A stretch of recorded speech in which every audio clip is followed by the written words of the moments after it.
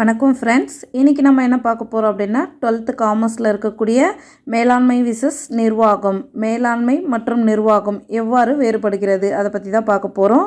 Okay, நமக்கு ஸ்டார்டிங்லேயே ஒரு பிக்சர் கொடுத்துருக்காங்க. இதை பார்த்தோன்னே நமக்கு ஈஸியாக புரிஞ்சிருக்கும். ஸோ ஃபஸ்ட்டு வந்து பார்த்தோன்னா இங்கே கீழே வந்து மேலாண்மையும் அதுக்கு மேலே வந்து பார்த்தோன்னா நிர்வாகம் அப்படின்னு கொடுத்துருக்காங்க.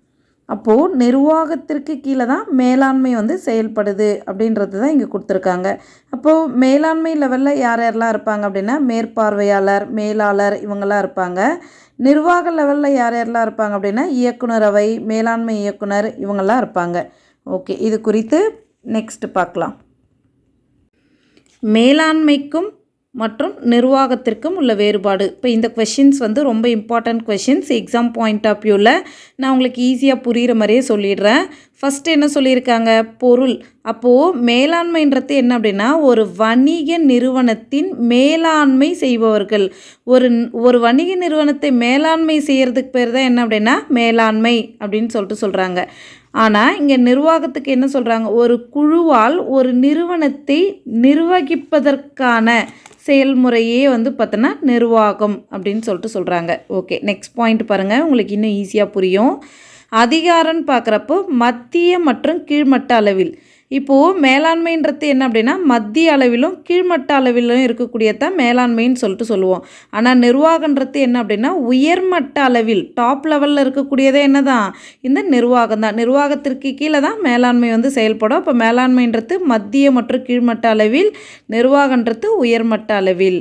நெக்ஸ்ட் பாயிண்ட் பாருங்கள், பங்கு தொடர்பு தன்மை. பங்கு தொடர்பு அப்படின்னு பார்க்குறப்ப நிறைவேற்றம். என்ன வேலை சொன்னாலும் அதை நிறைவேற்றுறது மட்டும்தான் மேலாண்மையோடைய வேலை. ஆனால் முடிவெடுக்கிறது யார் அப்படின்னா நிர்வாகம் தான் முடிவெடுக்கும். நெக்ஸ்ட்டு செயல்பாட்டு பரப்பு. இப்போ செயல்பாட்டு பரப்புன்னு பார்க்குறப்ப நிர்வாகத்தின் கீழ் செயல்படுதல். இவன் யாருக்கு கீழே தான் செயல்படுவாங்க? நிர்வாகத்திற்கு கீழே தான் மேலாண்மை செயல்படுவாங்க. ஆனால் இங்கே வந்து பார்த்தோன்னா நிறுவனத்தின் செயல்பாடுகள் மீது முழு கட்டுப்பாடு. ஸோ அப்போது நிறுவனத்தினுடைய செயல்பாடுகள் எல்லாமே இவங்களோட கட்டுப்பாட்டு கீழே தான் வந்து பார்த்தோன்னா இருக்கும். நெக்ஸ்ட் பொருத்தம்னு பார்க்குறப்ப வணிக நிறுவனங்கள் போன்ற லாபம் ஈட்டுவதை நோக்கமாக கொண்ட நிறுவனங்களுக்கு ஏற்றது. அப்போ இந்த மேலாண்மை எதுக்கு ஏற்றதாக இருக்கும் அப்படின்னா லாபம் ஈட்டக்கூடிய வணிக நிறுவனங்களுக்கு ஏற்றது. நிர்வாகம் எதுக்கெல்லாம் ஏற்றது அப்படின்னா அரசு அலுவலகங்கள், இராணுவங்கள், மன்றங்கள், வணிக நிறுவனங்கள், மருத்துவமனை, சமய மற்றும் கல்வி நிறுவனங்களுக்கு ஏற்றது. நெக்ஸ்ட்டு முடிவுகள்.